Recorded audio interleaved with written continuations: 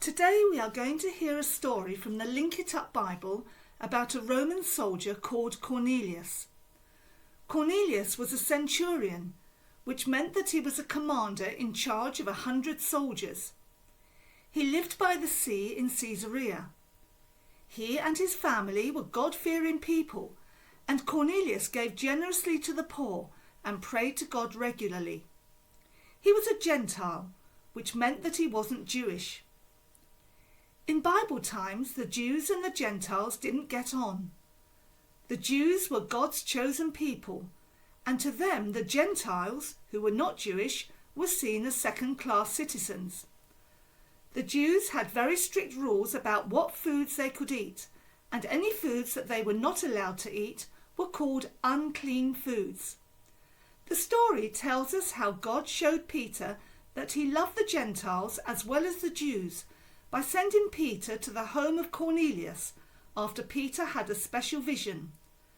Let's find out what happened by reading this story, which is called Expanding the Dinner Menu.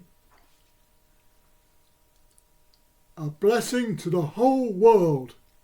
That's what God told Abraham his family would be, remember? Even before Abraham had a family, which meant that God wasn't interested only in Abraham's family and the nation that sprang from it, but in every other kind of family in the world. People who were Jewish and people who weren't. So when God told Ananias that he had chosen Saul to tell his story to the Gentiles, that's what he was up to.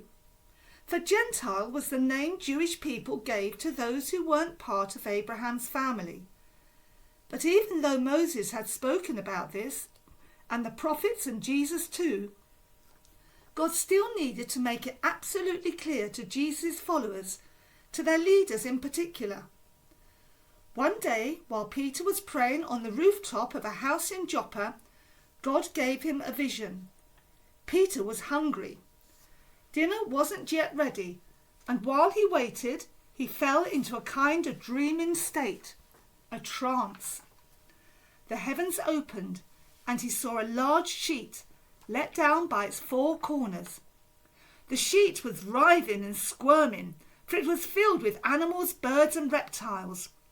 Through the squawking and hissing, chattering and snorting, Peter heard a voice. Get up, Peter. Kill and eat. Now, apart from the fact that Peter hadn't intended to kill, pluck and prepare his own dinner, there was a problem. Every creature in the sheet was on the list of animals that Jewish people were not permitted to eat. Pigs and pelicans, ferrets and frogs, mice and moles, and a whole lot more besides. So Peter said, No, I won't. I've never eaten the kind of unclean food that our law tells us we shouldn't eat. The voice simply replied, If God calls something clean, you shouldn't call it unclean. 3 times this happened, and when the vision was finished and Peter was trying to work out what it meant, someone called through the gates below. We're looking for Peter, the visitors said. Is he here? The Holy Spirit told Peter to go down and meet them. I've sent them, the Spirit said. I want you to go with them. When Peter spoke to the men, the meaning of his vision started to become clear. We've come from Cornelius, who lives in Caesarea, they explained.